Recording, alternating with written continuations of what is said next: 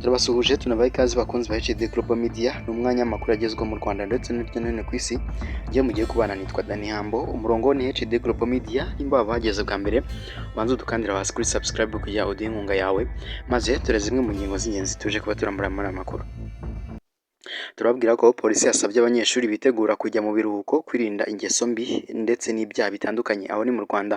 Naho kandi mu karere k'ibiyaga bigari turababwira ko muri Uganda hatangiye umukwabu mu ntasi zikekwaho kubeshya ko ADF ishaka gutera Kampala, byahereye mu bakuru bo muri kiriya gihugu.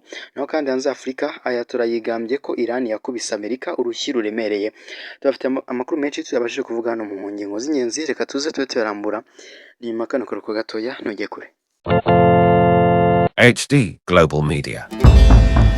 Reka twanzikire mu Rwanda tubabwire ko polisi y'u Rwanda yashishikarije abanyeshuri bagiye kujya mu biruhuko bisoza umwaka w'amashuri kurangwa n'indangagaciro birinda kwishora mu ngeso zitari nziza n'ibyaha bihungabanya umutekano byatuma batagera ku nzozi zabo. Ni mu kiganiro cyaho abanyeshuri barenga igihumbi n'abarezi babo ku wa gatatu tariki 25 Kamena mu kigo cy'amashuri yisumbuye Collège Saint André giherereye mu murenge wa Nyamirambo, akarere ka Nyarugenge.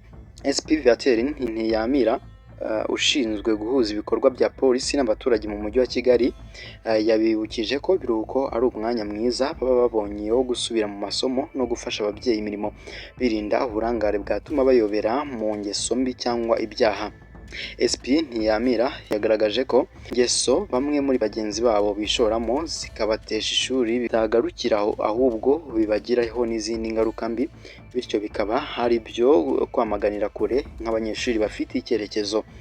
Ibi kandi yabigarutseho ubwo yanabasabaga kugenda neza mu muhanda bubahiriza amabwiriza yagerayo amahoro, cyane cyane mu gihe bagiye kwambuka umuhanda babanza kureba iburyo n'ibumoso niba nta kinyabiziga kiri hafi aho bakabona kwambuka batarangariye muri telefone, kugendera ibumoso bw'umuhanda aho bareba ibinyabiziga bibaturuka imbere no kudanangira imikandara mu gihe bari mu binyabiziga, nanone kandi bakirinda gukinira mu mihanda.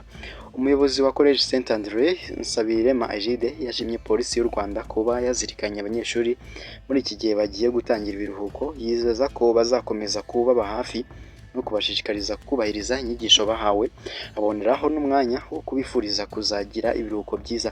Yasabye ababyeyi n'abanyeshuri kuzashyiraho akabo bakagira uruhare mu gutoza abana uburere mu gihe bari mu biruhuko, banagenzura imyitwarire yabo kugira ngo babarinde ibishuko, bityo bazanatangira umwaka utaba bameze neza. Mu karere k'ibiyaga bigari igisirikare cya Uganda cyashyizeho itsinda ryo ku rwego rwo hejuru rishinzwe gukora iperereza ku bakorera mu nzego z'ubutasi nyuma yaho biketswe ko batanze amakuru atariyo ateguza ko umutwe w'iterabwoba wa ADF uteganya kugaba ibitero by'ubwiyahuzi muri iki gihugu. Iri tsinda rigizwe n'uhagarariye umugaba mukuru w'ingabo n'umuyobozi mukuru wa polisi, umuyobozi w'urwego rushinzwe umutekano w'imbere, uw'urwego rushinzwe umutekano wo hanze, umuyobozi w'ubugenzacyaha n'umuyobozi w'ishami rishinzwe iperereza mu mutwe w'ingabo zirinda abayobozi bakuru.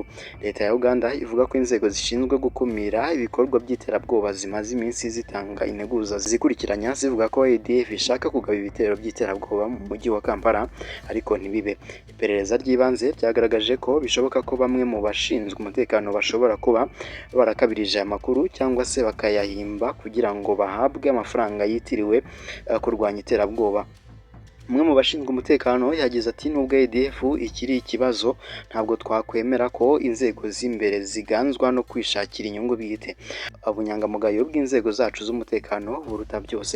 Iri tsinda riyobowe n'umugaba mukuru wungirije w'ingabo za Uganda Lieutenant General Sam Okidingi, riteganya gusuzuma raporo z'ibikorwa by'inzego z'umutekano, itumanaho ryakozwe, uburyo amafaranga yakoreshejwe ndetse n'amakuru y'ubutasi yatanzwe ku bitero by'ubwiyahuzi mu mezi 6 ashize.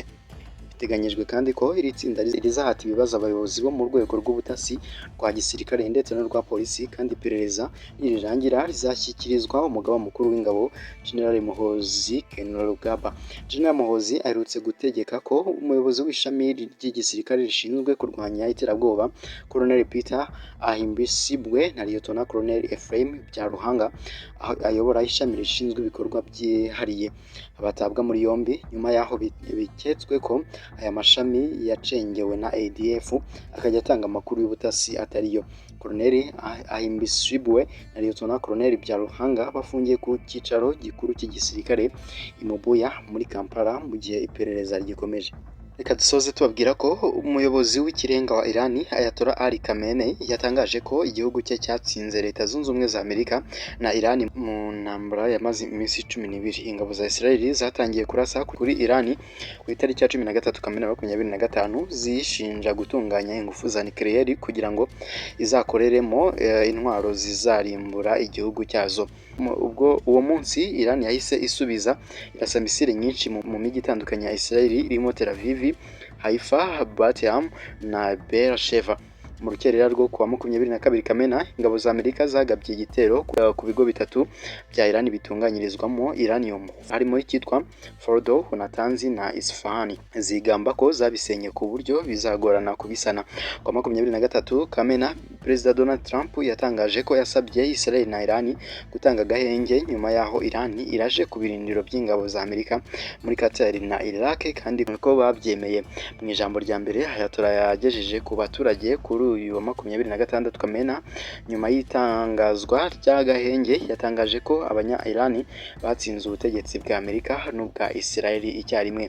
Ayatollah yagaragaje ko Iran yakubise Amerika urushyi rufite imbaraga kuko yangije ibikomeye ikigo cy'ingabo za Amerika zirwanira mu kirere cya Al-Udeid giherereye muri Qatar. Yagize ati Repubulika y'Abisilamu yakubise urushyi ruremereye mu isura ya Amerika, yarashe yangiza ikigo cy'ingabo zirwanira mu kirere cya Al-Udeid, ni kimwe mu bigo bya gisirikare by'ingenzi bya Amerika muri kano karere.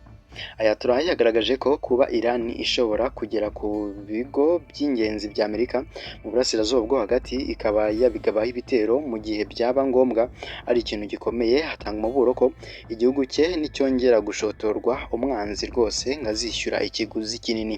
Mu gihe Israel na Iran byari bikomeje kurasanaho misile, Perezida Trump yavuze ko ahantu Ayatollah yihishe hazwi ariko ko nta gahunda ihari yo kumwica. Yasabye Iran kumanika amaboko. Umuyobozi w'ikirenga yatangaje ko Perezida Trump atagombaga gusaba Iran kumanika amaboko kuko amagambo nk'aya adakwiye kuva mu kanwa ka Perezida wa Amerika.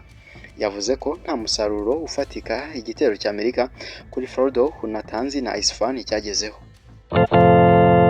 HD Global Media. Nuko dusoje ay'uyu munsi, reka tubararikira aza kubagezweho. Kimwabanye nitwa Dani Hambo. Hagati aho tunyuza amakuru y'imikino mujye muyakurikira. Mama yagezweho na Rukundo ndetse na Fisto muri iyi minsi uri mu biruhuko ho gatoya, ariko nawe ni iminsi mike akagaruka. Rero mukomeze kugira ibihe byiza. Ciao ciao.